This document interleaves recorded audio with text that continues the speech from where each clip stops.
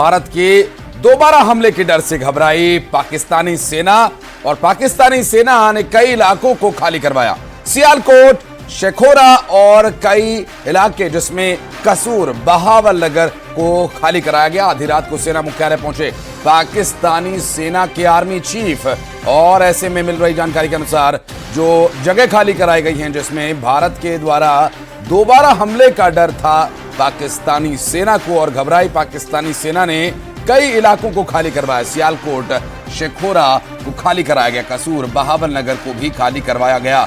आधी रात सेना मुख्यालय पहुंचे पाकिस्तान के आर्मी चीफ असीम मुनीर और बीते कुछ घंटों से वो कहीं नजर नहीं आ रहे थे।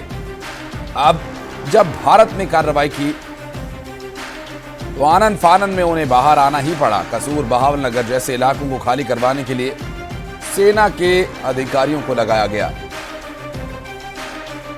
पाकिस्तानी सेना ने कई इलाकों को खाली कराया है। सियालकोट और शेखोरा जैसे इलाके, कसूर, बहावलनगर जैसी वो जगह जो सीमावर्ती इलाकों में आती हैं और भारत कहीं दोबारा हमला न कर दे, एहतियात के तौर पर इन जगहों को खाली कराया गया।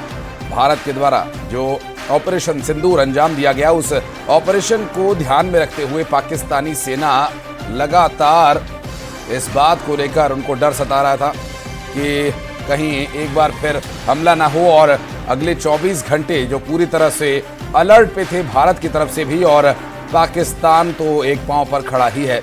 बहरहाल इस विषय पर बात करेंगे। हमारे साथ हमारे सहयोगी अशरफ काजमी जुड़ गए। अशरफ, पाकिस्तान में जब से ऑपरेशन सिंदूर को अंजाम दिया गया उसके बाद से पाकिस्तान की सेना के आर्मी चीफ भी अब एक्टिव नजर आने लगे, सीमावर्ती इलाकों को खाली कराया गया।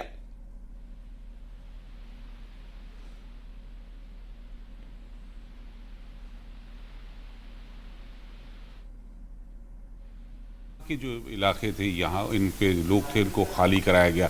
असल में इसके पीछे की वजह है कि जिस तरह से ऑपरेशन सिंदूर के तहत भारत ने आतंकी जो नेटवर्क था पाकिस्तान और पाक अधिकृत कश्मीर के अंदर उनको निस्तनाबूद किया, तो आज भी पाकिस्तानी फ़ौज को लगता है कि आज रात फिर दोबारा हमला हो सकता था। तो पूरी रात वो लोग का करवटें इधर से उधर बदलते रहे, जो बेचैनी में रहे। आर्मी चीफ आसिम मुनीर जो कहीं नज़र नहीं आ रहे थे, अचानक ही सेना मुख्यालय पहुँचते हैं, वहाँ पर भी वो अधिकारियों के साथ मिलते हैं, बातचीत करते हैं। तो ये सब चीज़ें साफ दिखाती हैं कि पाकिस्तानी की जो सेना है वो कितनी खौफजदा है, वो बौखलाई हुई है और उनमें एक डर भी है कि कहीं कोई दोबारा से ऑपरेशन सिंदूर के तहत भारत दोबारा के फिर उनके जो टारगेट्स हैं जहाँ पे वो आतंकी शिविर बने हुए हैं, लॉन्च पैड्स हैं, उनको दोबारा टारगेट ना कर दे, किसी तरह से दोबारा हमला ना कर दे। तो उससे बचने के लिए इन्होंने जो सियालकोट है और दूसरे इलाके हैं वो रात में ही खाली करा दिए गए। तमाम जो अधिकारी थे फौज के जो थे, पाकिस्तान की फौज वो पूरी तरह से अलर्ट है। जो सरहदी इलाके हैं वहाँ पर उन्होंने अपनी जो थल सेना है, वायु सेना है और जो जल सेना, तो उनको भी उन्होंने अलर्ट पे रखा है। तमाम जो तीनों अंग हैं वो पूरी तरह से अलर्ट हैं और लगातार ब्लैकआउट किया जा रहा है कि कहीं ब्लैकआउट किया जाए, जिससे कि जो अगर भारत की तरफ से किसी कोई आक्रमण होता है, हमला होता है, तो ब्लैकआउट की वजह से वो हमला कामयाब ना हो सके। तो पूरी तरह से जो पाकिस्तानी सेना है वो खौफ में है, दहशत में है और अब वो कितने दिन तक दहशत में चले ये थोड़ा सा आशीष इंतज़ार करना पड़ेगा, क्योंकि आज की रात तो गुजर गई है। अब से कुछ ही देर बाद सूरज की किरणें आ जाएंगी तो उसका रोशनी हो जाएगी, तो हो सकता है कि शायद उनको पाकिस्तान की जो सेना है उसको थोड़ी राहत मिले, लेकिन उनका जो खौफ है वो हाल फिलहाल में कम होता नज़र नहीं आ रहा। क्योंकि जिस तरह से आज जब ये प्रेस कॉन्फ्रेंस यानी कल सुबह जब प्रेस कॉन्फ्रेंस की गई थी भारत की तरफ से, तो उसमें बता दिया गया था कि किस तरह से हमने पाकिस्तान के अंदर और पाक अधिकृत कश्मीर में जो आतंकी नेटवर्क थे, जो शिविर थे और जो उनके आगा थे, उन सबको निस्तनाबूद किया गया। और ये एक पहली किस्त थी, हो सकता है कि दोबारा फिर आक्रमण करे, क्योंकि भारत की तरफ से साफ किया गया था ये जो पूरी सैन्य कार्रवाई की गई वो अपने आत्मरक्षा के लिए की गई है। तो दोबारा यही खौफ पाकिस्तान को सता रहा था कि आप आत्मरक्षा के नाम पर भारत की तरफ से दोबारा हमला किया जा सकता है, और इसी खौफ में उनकी आज की जो रात है वो निकली है। और इस खौफ में सिर्फ सैनिक ही नहीं, पाकिस्तान की फ़ौज के जो आला अधिकारी हैं, सेना प्रमुख हैं, वो सब मुब्तला हैं, वो सब इसमें घबराए हुए हैं, और इसी वजह से रात को ही वो सेना मुख्यालय पहुंचते हैं और बैठकों का दौर चलता है। आशीष। बिल्कुल अशरफ, जो सियालकोट या शेखोरा या कसूर या बहावल नगर जैसे जो सीमावर्ती इलाके हैं, उन इलाकों को खाली कराने की जिम्मेदारी दी गई थी पाकिस्तानी सेना के अधिकारियों को। आर्मी चीफ जब मुनीर पहुंचे थे मुख्यालय, उसके बाद यह आदेश आया और सीमावर्ती इलाकों को खाली कराया गया।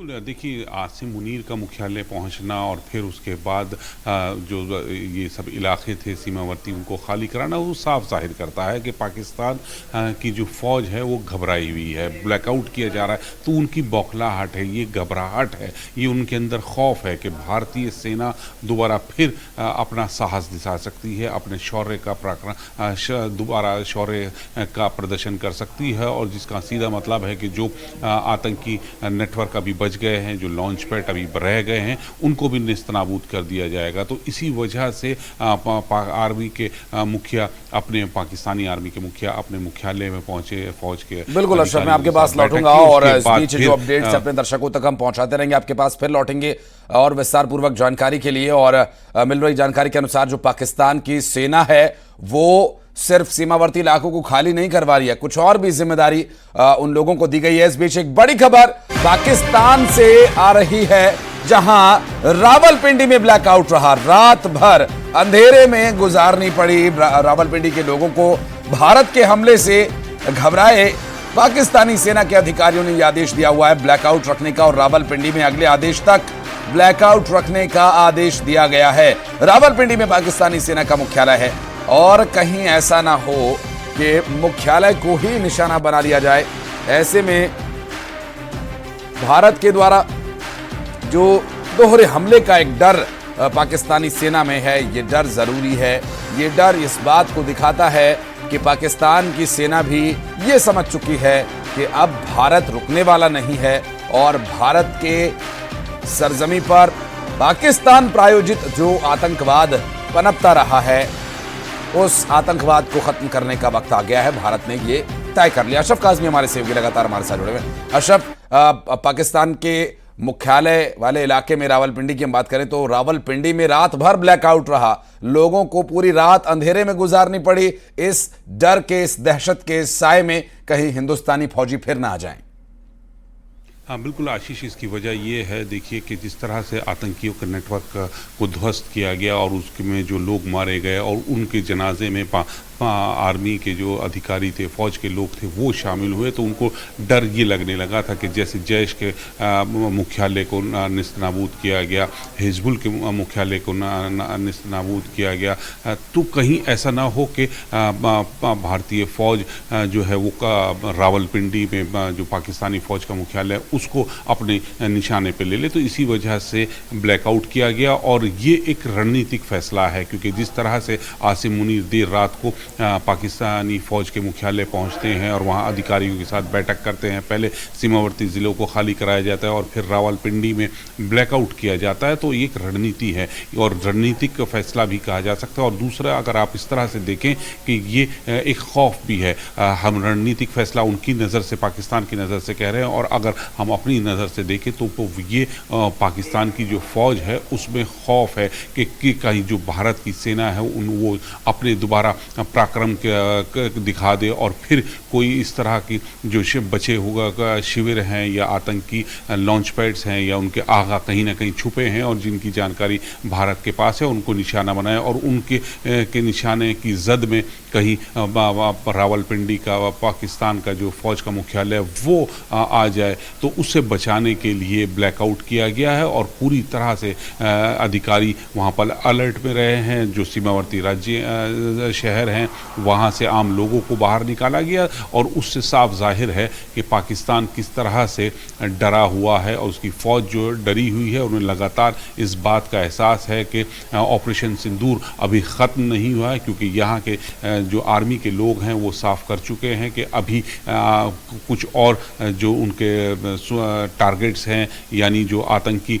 शिविर हैं, जो नेटवर्क हैं, जो लॉन्च पैड्स हैं वो बचे हैं, उनको भी नेस्तनाबूद करना है। तो यही डर पाकिस्तान की फ़ौज को दोबारा सता रहा है कि जैसे और ये डर भी जरूरी है अशरफ, आज नहीं तो कल ये भी मुकम्मल हो ही जाएगा।